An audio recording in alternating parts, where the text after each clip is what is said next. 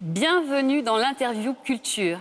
Elle est belle, elle est intelligente, elle est drôle. C'est une ancienne avocate devenue humoriste. Nous avons le plaisir d'accueillir sur le plateau de France Info Caroline Vigneault. Bienvenue. Merci. Voilà, ça vous fait rire. Bah ouais, c'est quand même pas mal d'entendre tout ça comme ça. C'est presque gênant. Vous êtes venue nous parler de votre nouveau spectacle, Caroline Vigneault croque la pomme. Il raconte quoi ce spectacle? En fait, il parle. Vous savez, c'est un spectacle humoristique, donc c'est fait pour faire rire les gens. Donc moi, j'ai vraiment écrit quelque chose de drôle. Et après, j'avais envie de faire rire avec du fond. Et donc, de la situation en France, de pourquoi croque la pomme. Parce que, en fait, Adam et Ève et la soumission de la femme, j'ai découvert que ça venait de là. D'accord, oui, c'est basé sur une légende qui a tout foutu par terre. Une légende qu'on va retrouver dans la Bible, le Coran, la Torah, 3 bouquins qui sont quand même rarement d'accord, mais sur la soumission de la femme, ils sont raccords de ouf. Et tous nous racontent que parce qu'on a croqué une pomme, on doit être soumise à l'homme. Et ça vient de là, en fait. Ça vient de là.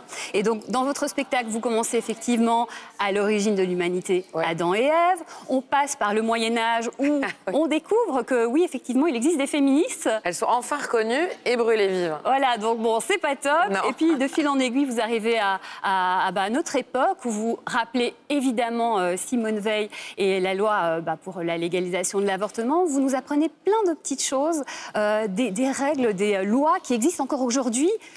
Incroyable. Aujourd'hui encore, il n'y a plus de loi misogyne. Non, mais il y a, par exemple, l'interdiction pour les femmes de porter un pantalon en France, qui était réelle. Hein, c'est quand même une loi qui a été débattue à l'Assemblée nationale et le Sénat. Moi, j'aurais adoré assister au débat des gens qui disaient oui ou non, il faut les laisser porter un pantalon. Et cette loi, heureusement, comme je dis, a été abrogée en 2013. Et ça, les gens me disent non. Je dis si, c'est pas une blague. En fait, c'est ce qu'on appelle un oubli. En 2013, il y a un mec qui s'est réveillé, il fait oh, les gars, je crois qu'on a oublié d'abroger un truc. Mais c'est marrant de se dire quand même que jusqu'en 2013, en France, on n'avait pas le droit de porter un pantalon, enfin, sauf quand on se déplaçait à cheval. À cheval, oui. On apprend plein de choses et c'est vraiment très, très intéressant. On rit beaucoup. Et je vous propose tout de suite de retrouver Caroline Vigneault sur scène. Oui, jusqu'en 1924, le bac est réservé aux hommes. Alors c'est vrai que nous, on avait un petit examen pour notre sexe, une sorte de petit bacounet. Je crois que c'était arrangement floral à l'écrit. Et comment faire plaisir à ton mari? À l'oral, bien sûr. Allez, 1934, ça y est, les filles, on obtient le droit de voter en Turquie. Oui, les femmes turques ont le droit de vote avant nous. Ça fait quand même un petit peu mal au fion, ça, non? Nous, c'est 10 ans plus tard, 1944. Et attends, il va falloir attendre encore 1 an pour avoir le droit de l'exercer. 1945, ma grand-mère a obtenu le droit de voter. Bon, elle a jamais voté. Ah non, mon grand-père voulait pas. Mais aujourd'hui, les femmes votent. Aujourd'hui, les filles, on a le pouvoir de choisir celui ou celui qui nous représentera. Caroline, dans votre spectacle, vous vous étonnez que certaines femmes ne soient pas féministes. Oui, c'est un truc qui... Souvent, je rencontre des filles qui disent « moi non, féministe ». Oula, pas moi. Et je me suis dit, comment ça se fait qu'une femme ne puisse ne pas être féministe? En fait, c'est surtout la définition. Parce qu'il y a des folles féministes qui s'appuient là-dessus pour réclamer tout et n'importe quoi. Et des espèces de harpies qu'on déteste toutes.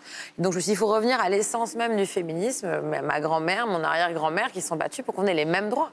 Il ne faut pas oublier que ma grand-mère a obtenu le droit de vote, comme on l'a vu, mais c'est un truc de dingue. C'était pas il y a, disons, des millions d'années, quoi. Oui, donc le féminisme, ça dépend de quelle définition, mais c'est simplement l'égalitarisme, en fait. Et d'ailleurs, votre spectacle est ouvert aux hommes. Non, mais c'est un spectacle qui parle aux hommes. Moi, je suis pour un féminisme de réconciliation entre les hommes et les femmes. D'ailleurs, les hommes se marrent autant que les filles à mon spectacle, parce que la plupart, d'ailleurs, se disent, mais en fait, je suis féministe, bien sûr.